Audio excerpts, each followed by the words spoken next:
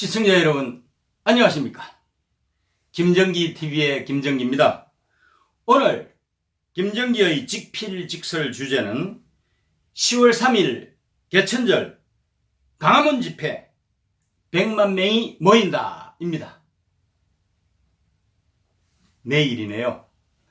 내일 비도 온다고 그러지만은 현재 우리 자유우파 진영의 열기로 봐서는 100만 명이 훨씬 넘어서 150만까지 채울 것이라고 생각합니다.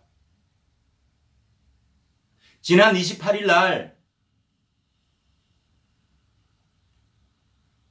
진보진영의 제야단체들이 주축이 되어가지고 한 5만 명 모인 걸 가지고 100만 명, 2만 명이라고 뻥튀기를 했습니다. 그래서 오래간만에 재현된 촛불의 이름으로 검찰청을, 윤석열 검찰을 밀어붙이기 시작했습니다. 그래서 그동안 악의 상징이었던 조국을 선의 상징으로 돌리고, 선의 상징이었던 검찰을 악의 상징으로 돌리면서 검찰 개혁을 강력하게 주문하는 시위를 했던 거죠. 조국 수호, 검찰 개혁 이런 거잖아요. 5만 정도 된다는 거 다 알고 계시죠? 10월 3일 내일입니다. 우리는 저들처럼 과장하고 뻥튀기해서 5만을 100만으로 200만으로 말하지 말고 그 중간인 150만을 채워서 사실을 사실대로 말할 수 있었으면 좋겠습니다. 그래서 현재 100만 정도를 목표로 하지만 150만까지 채워서 우리 자유우파의 힘을 오만방자하고 권력 교만에 취해 있는 문재인과 조국 일당들에게 보여주어야 한다고 생각합니다. 내일 모두 광화문으로 갑시다. 저도 마찬가지로 광화문으로 갈 겁니다. 가능하면 실시간 스트리밍까지 한번 도전을 해볼 생각으로 있습니다. 결국은 캐치프레이즈는 조국 사퇴, 문재인 탄핵 이렇게 가야 됩니다. 이제 우리에게 퇴로가 없습니다.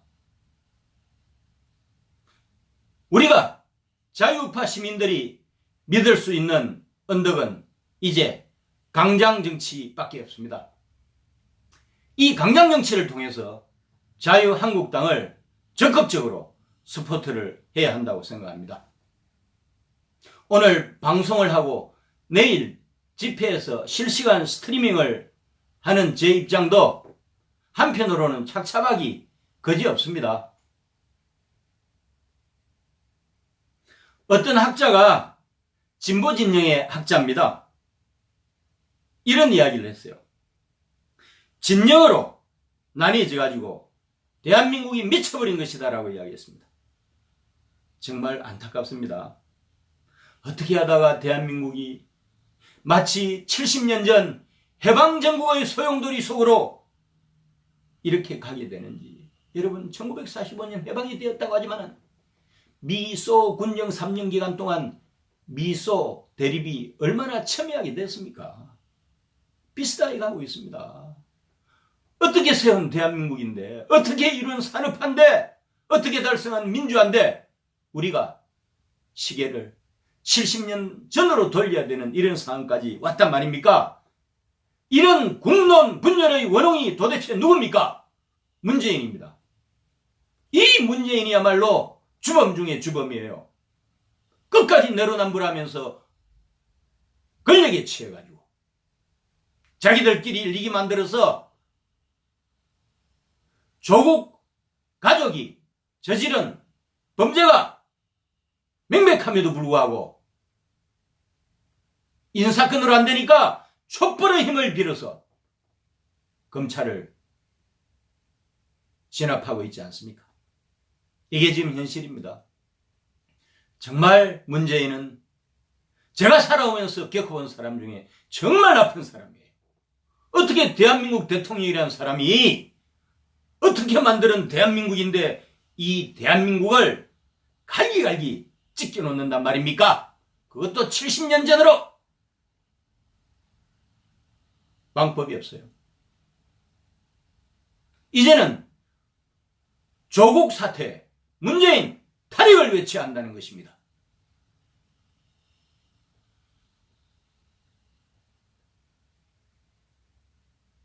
여러분, 어느 언론에서는 이렇게 이야기했더라고요. 좌우 거리의 정치. 문정권 나라를 해방정국으로 되돌려놨다. 참, 어떻게 하다가 이 지경이 됐나요? 여의도 정치가 여전히 살아있는데도 불구하고 좌와 우로 나뉘어져서 서초동에서 촛불 집회를 하고 광화문에서 자유우파 시민들이 대규모 집회를 하고 이제 전쟁이 시작된 거 아니겠습니까? 저들이 28일 날 2차 촛불 전쟁을 선포했잖아요. 결국은 자유우파도 계속해서 응전할 수밖에 없는 구조고, 그래서 아마도 주례 행사로 서초동과 광화문에서 좌우 우자 집회가 계속 개최가 되겠죠. 문재인이 탄핵되는 그날까지, 조국이 사퇴하는 그날까지 그렇게 됐습니다. 해방정국이요. 그렇죠? 해방정국은 혼란 그 자체였습니다. 우리가 일제 식민 치하를 거치고 2차 세계대전이 성전국이 아시아 태평양 전선에서는 미국이었잖아요. 그리고 나중에 선전포고를 한 구소련이었습니다. 결국 일제 식민지였던 한국은, 한반도는 전리품에 불과했던 것이죠. 그래서 해방 직전 상황에서 2차 세계대전이 종전되자마자 대한민국 한반도 운명은 남과 북으로 갈릴 그런 상황에 놓여졌던 거죠. 그래서 이후 상황은 북은 구소련군 중장, 우리로 치면 별 2개입니다. 스티코프 중장이 군정을 3년간 실시하고, 우리 한국은 하지 중장이 한국을 군정 통치했습니다. 이 3년 동안 남북한 단독 정권이 수립되기 전까지 이 3년 동안 적어도 군정 실시 초기부터 46년을 전후로 해서 남북한의 좌우익의 대립이, 특히 남한의, 한국의 좌우익 전쟁이 사실은 실제 전쟁을 방불케 할 정도로 치열하게 전개가 되었습니다. 그게 지금 70년 후 대한민국 땅에서 저쪽에서 전쟁을 선포했고, 우리 우파 진영에서도 이제부터 전쟁을 시작하게 되는 것입니다. 참 안타깝죠? 우리 대한민국만 놓고 보면은 해방정국에서 사실은 좌파가 유리한 고지를 차지하고 있었어요. 사실 일제시대 때 민주주의, 공산주의 뭘 알았겠어요? 그러다 보니까 상당수의 지식인들이 사회주의에 경도되었던 것도 사실이고요. 여기에 편성해서 그 당시 스탠스로 보면은 중자 정도, 중자에서 좌파 정도 성향을 가지고 있던 여운형이 일본 총독부로부터 권한을 위임받아가지고 건준을 만들잖아요. 대한민국 건국준비위원회라고 해서 건준을 만듭니다. 그러니까 처음부터 미군이 진주하기 전부터 여운형을 중심으로 해서 건국준비위원회가 가동이 됐다는 거죠. 특히 일제로부터 공식적으로 치안권을 이양을 받았습니다. 그러니까 애초에 좌파가 유리한 고지를 접하고 있었고요. 지배 구조로 봐도. 그리고 말씀드린 대로 일제 식민 치하가 워낙 확정이었잖아요. 그래서 이후에 민주주의, 사회주의 개념도 없는 상황에서 사회주의가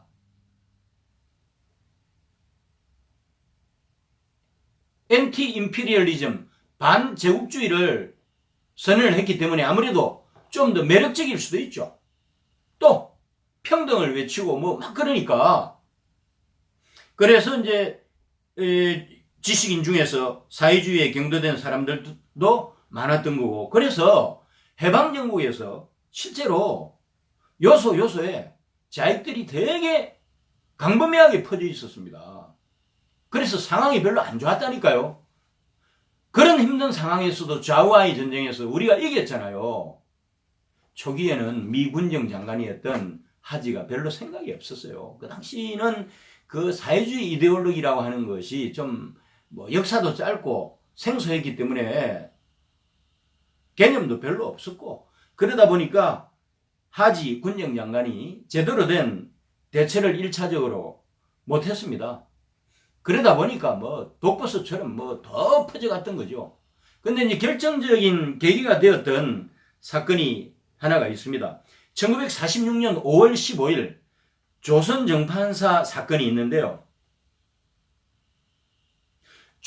조선공산당과 이에 협조하는 그 세력들이, 자익 세력들이 힘을 합쳐가지고 그 당시에 제 기억에는 300만 원 정도 되는 것 같은데요. 이 300만 원 그 위패를 만들죠. 이것이 소위 말해서 조선정판사 위조 지폐 사건이라고 합니다. 그때 300만 원이면 되게 큰 돈이었던 걸로 지금 기억을 합니다. 이 사건을 계기로 해서 사실은 하지 중장이 사회주의자, 공산주의자, 좌파 척결을 해야 된다는 그런 의지를 불태우고 일종의 소명의식으로 받아들인 거죠. 그렇게 되면서 이제 조선공산당의 수괴였던 박헌영도 결국은 이 북한으로 가게 되잖아요. 이것이 그 유명한 조선정판사 사건입니다. 박헌영이 이끌었던 조선공산당이 깨멸이 되었던 거죠. 이 당시에 하지 중장이 나중에라도 정신 차리고 결연한 의지로 사회주의자나 아니면 공산당에 대해서 제대로 된 대처를 못했더라면 상당히 힘들었을 겁니다. 왜냐하면 이미 말씀드린 대로 한국 내에서도 사회주의자, 조선공산당 이 세력들이 독버섯처럼 쫙 퍼져 있었어요. 그 당시 뭐 기업이라 할 게 별로 없지만은 대규모 기업 현장에는 노조의 형태로 소위 말해서 요즘식의 빨갱이들이 곳곳에 다 전면 배치되어 있었고요. 이게 장난 아니에요, 여러분.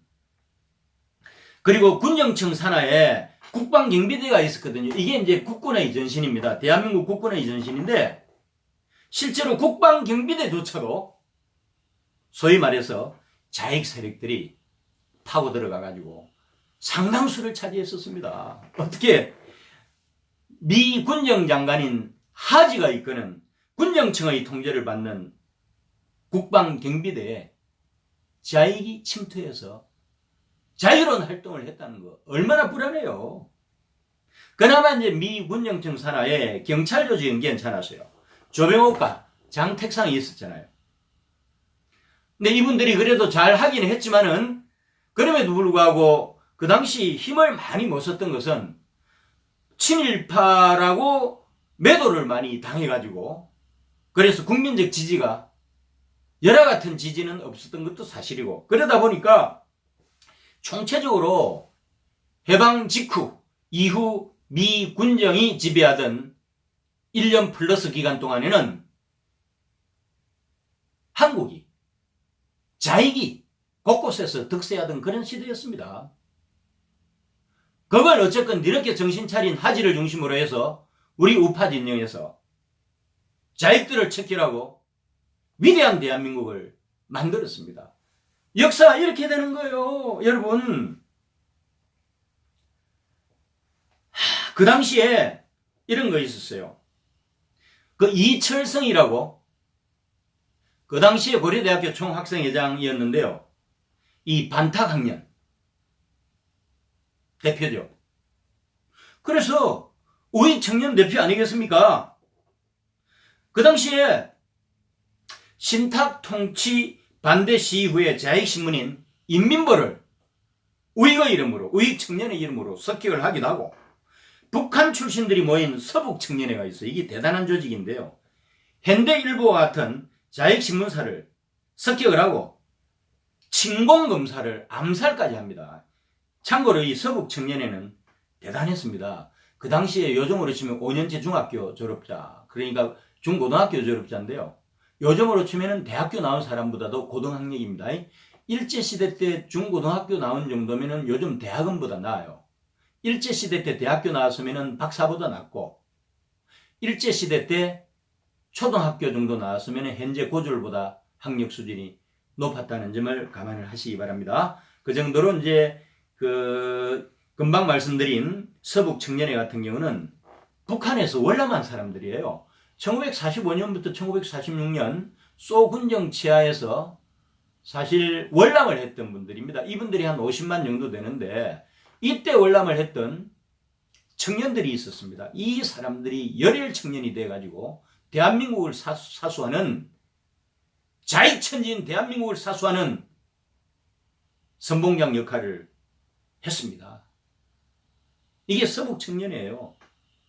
쉽게 이야기하면 지식청년단입니다. 깡패들 조직 아니에요. 대개 이제 평양 출신 이하룡이나 시라소니 뭐예요? 여러분 대표적인 주먹들이잖아요.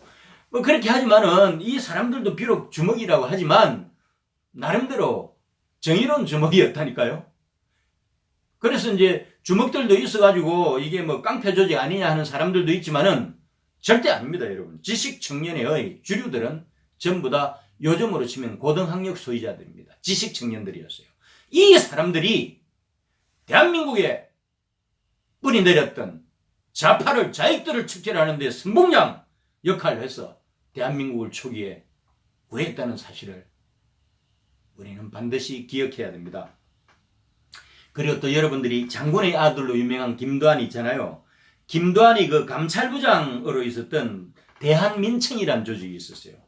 여기서는 용산철도 파업을 하려고 하는 현장에 쳐들어가가지고 진압을 해버렸다니까요.